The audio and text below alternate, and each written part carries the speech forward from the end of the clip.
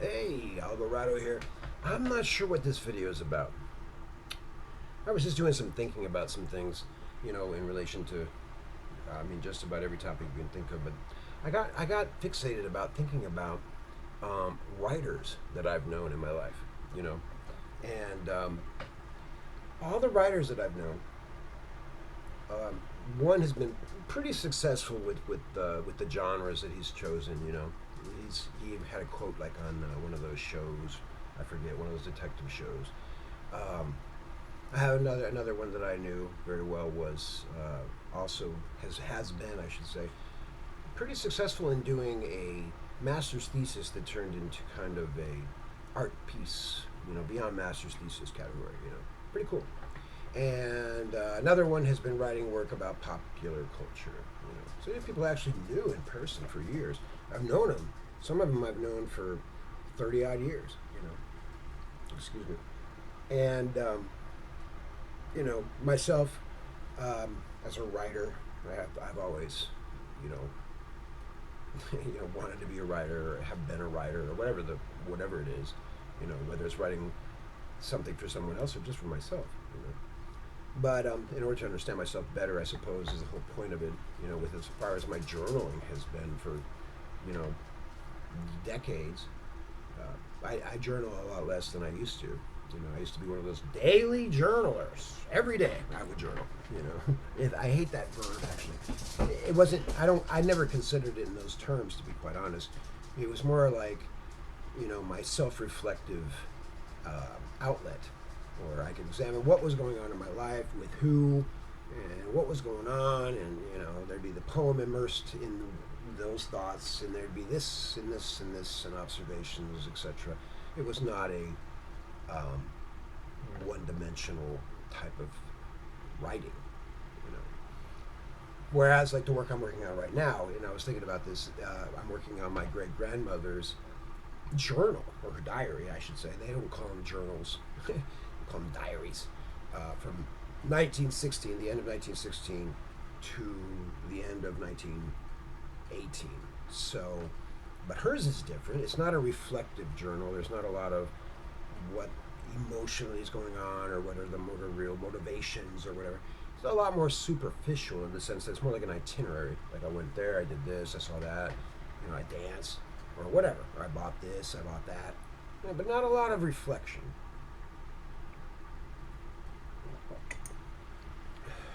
Now, the interesting thing about all that, though, and I've gone off topic a bit, is that all those writers that I've known, or some I've known, what year is this? 35 years, 36 years. Others I've known, 25 years.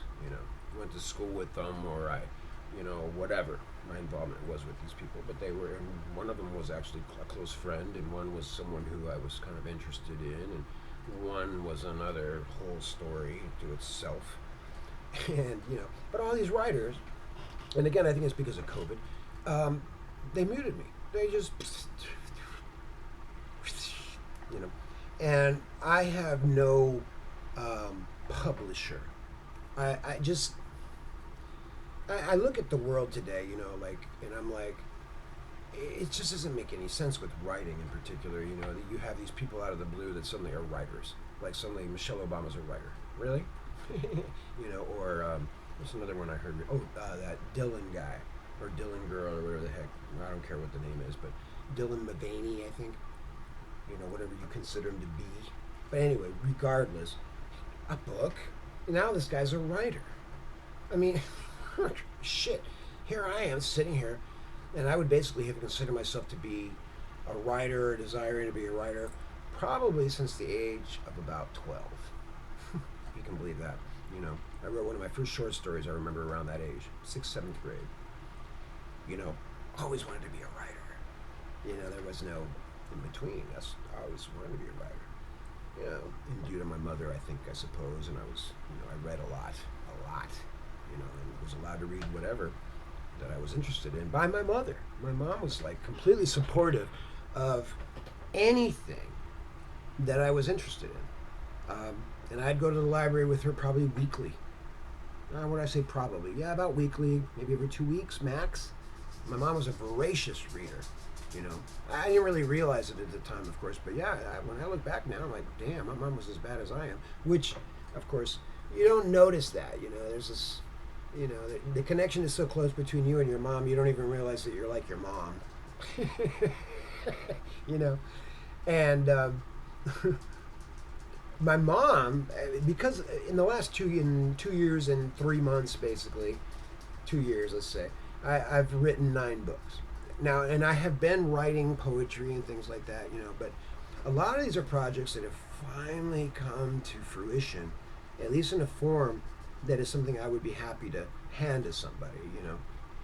And everything that I do in these books is by myself. There's nobody helping me. I edit, you know, I type, I design the covers, I choose the art. You know, all the work that's been done on all the books that I've published has been done by me. Nobody else. I think the only thing my son's helped me. You know what he's done? He has Adobe. I don't have Adobe, so he's PDF'd my documents. But you know, other than that, the final editing always comes back down to me. And anyway, again, I went off the topic. But you know, it's interesting that these people muted me. It's weird. Like, why would you do that? So of course I've pretty much muted them. You know, and you know, and I see what they're doing, and I'm like, you know, you're like 20 years behind. You know, you're way back there. You know, and but yet it's all a revolutionary act. You know? And I'm like, well, really, you know, and the protesting about things that have been going on for a long time. They shared private information. Really? What do you think the Patriot Act's been doing all this time for the last? Well, you've been sitting here worrying about this when it's been going on for 20 odd years, and of course it was going on before that too. Don't fool yourself. You know. You know, and supporters, even though they're outlaws, they're complete supporters of the status quo. It absolutely amazes me. You know, I mean, well, maybe one of them is sort of got the right idea, but the other one, they're like, eh. You know, like, what happened? I knew you back in the day, man. You weren't like this. Something happened. You know, I guess that nowadays, in order to be a successful writer with the backing of the publishing houses and blah blah blah, and the promotion and stuff, you know, you have to acquiesce to whatever they ask you to acquiesce to. You know, and yet, a person like myself doesn't acquiesce to much, really. You know, I'd rather be unsuccessful than to ever, and whatever that means, to be quite honest, because I mean, the creation of a work of art or a book doesn't necessarily rely on a financial response. It would be nice, because then you could devote your time to doing more of that. That's really the ideal for, I think, most artists, is to be able to devote time, to have the money to devote time to doing what they like to do, whether it's art of visual nature or, you know, writing. I mean, I look at my stat. My son told me the other day. He's like, he goes, don't you ever just marvel at the fact that you created something, that it now exists, that it didn't exist, you know, that it's a product of your own mind. You know, and my son's been doing his Manichaean thing, so, you know, he's also been working on books and created this LLC, and, you know, all because of Voltaire, you know, like I may have mentioned in another video. But, you know, so I mean, it's like the impact of words and writing is immense. But it doesn't have to always carry a message of indoctrination that's approved by the government. You know, it could be something else. You know, it doesn't have to be that. And there's no reason for that to be even an issue, to be quite honest. Kids can read whatever they want. You know, I did. I read whatever I want. A lot of history is what I read. A lot of World War II stuff, you know, like that. Civil War, firearms. You know, loved it. You know. Then I got into the role-playing games and strategic war games and things like that. And that also brings in elements of history, mythology, and, you know, literature. So you're getting the whole, you know. So I got a really good blend of writing and books and literature. You know. I got a very huge reading experience in my life, and have passed that on to my son as well. But for a writer to basically mute another writer because they don't agree with their political views, even though they may agree with their writing, is very strange to me. You know, and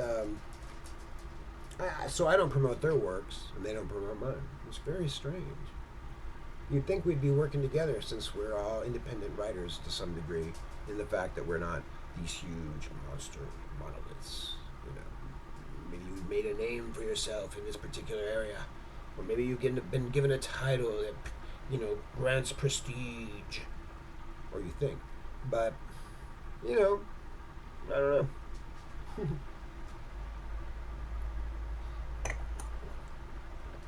Anyway, excuse me. I just finished finally. Loving the time of COVID. For probably the. Here it is. I don't know. I've got all the copies here somewhere. It's ridiculous. I've got like 4 copies of this book. Because every time, and out of the 2 years, every book of mine, 7 right now, that are available through Amazon and Barnes and Noble or whatever. They have basically global distribution, right? So do the ones on Lulu, really, but people don't see them. But the fact of the matter is, of course, is that if you buy the book off of Amazon, then the writer makes no money.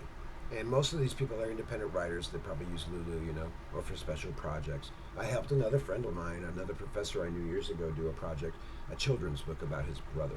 He had no idea how to use Lulu, but I showed him. Blah, blah, blah, blah. And I've been using it since 2006, when it first started, actually. Pretty cool.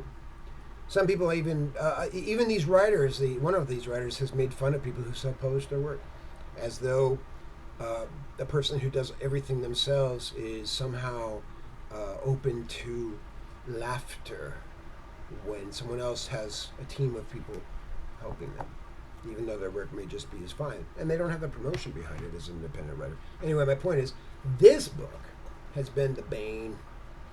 You see all these copies? The reason I have all these copies is because every time that I have tried to publish this book, I've had a problem. This book, I can't remember when I finished it. It was a while back already. February 3rd, 2023, I did a revision of it back in the second edition, so to speak, in December of 2024, the end of December, like 30th, the last week I spent working on this. And so I did a revision. I added some material to it to give it a little further context, and there was some, just stuff that just had not been in there at all before, but it was related. And I decided to extend the time period to the beginning of 2025, rather than just a little bit of stuff prior to 2025, and then all through COVID, and then at the end you had the like, for example, I ended it with the funeral of President Jimmy Carter. So that became the final ending of this, and I'm not messing with this book ever again, really, because it's been a huge pain in the ass. One of the worst as far as getting it edited right and getting it published. There was always, I made a mistake with the copyright, then I fixed that, then there was a mistake, I found a typo, and then I found, after looking through it again, there was more typos that I had missed before, and then so I've done, and I'm not exaggerating here, here's 4. Every one of these is a different version. Every one of them. So, I think I've done probably 6 or 7. This is just the ones I have on hand. But these are, I've done a different version of that same book like 7 times.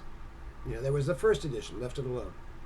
Then I was like, I need to just do more to it, make it a little more bulky, give more of the theme that seemed to be running throughout that text, which primarily at this point I would say the biggest theme running throughout these books, or this poetry collection, is probably death. It's about death. It's about death. And I don't know. Other people, they are strange. I don't get it. I would encourage anyone, to support anyone doing something on their own. I like videos all the time on YouTube, for example, just because, maybe I won't subscribe to them or whatever, but I'll give them a like if they like the video, if they did a good job. because I think it's important for people to be creative and to try to have outlets, whether it's writing or freaking YouTube or painting or whatever it is, some sort of artistic outlet, something for you to contribute to the betterment of mankind, or to the consciousness of mankind, or to be Jungian, the collective consciousness, to contribute. Anyway, so it is a shame indeed that that's the way things are. People don't like you because you don't necessarily believe they do in certain ways, and they dismiss you. And it's like everything else in this world. It's all these projections of things. All right. Anyway, I may do another video tonight on another one of my modules for the Dungeons and Dragons people. But I've been feeling kind of like doing videos lately. It's kind of cool. I haven't done this much in a long time. If I don't see you again tonight, this is the Apple Tree Network, and I'm Oliver Rattle, signing out. I hope you have a great evening, great morning, great night, etc., wherever you are in the world. All right.